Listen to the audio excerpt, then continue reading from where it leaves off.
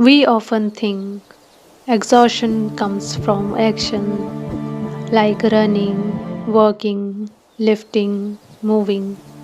But the truth is, the human mind and spirit can tire even in stillness. Doing nothing is never truly nothing.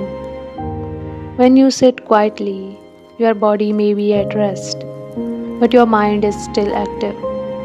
Thoughts race, worries pile up, memories replay, and possibilities stress endlessly ahead. This invisible labor drains energy just as surely as physical work. Philosophers have long said that to exist is to carry weight.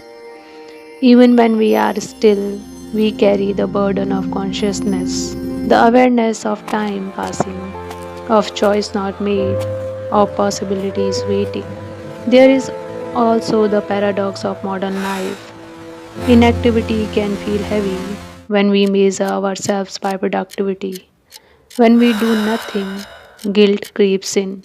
That guilt itself is exhausting. It's not the absence of activity that drains us, it's the presence of judgment.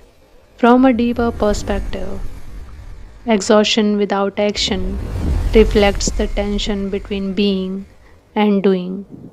Our culture glorifies doing, tasks, achievements, visible progress, but being simply existing, feeling, thinking can be just as demanding. The philosopher Soren Kierkegaard once suggested that anxiety is the dizziness of freedom.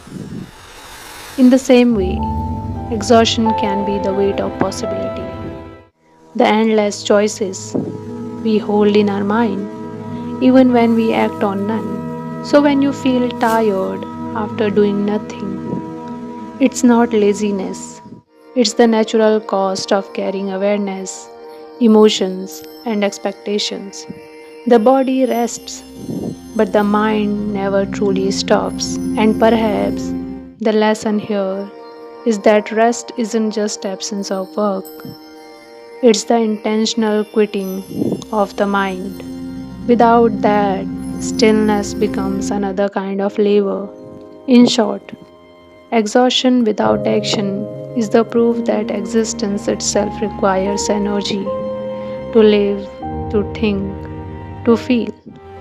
That alone is enough to make us worry. And recognizing this is the first step towards giving ourselves permission to rest without guilt. So that's it for today. We will meet in again in another video. Till then, be safe, be happy. Bye bye.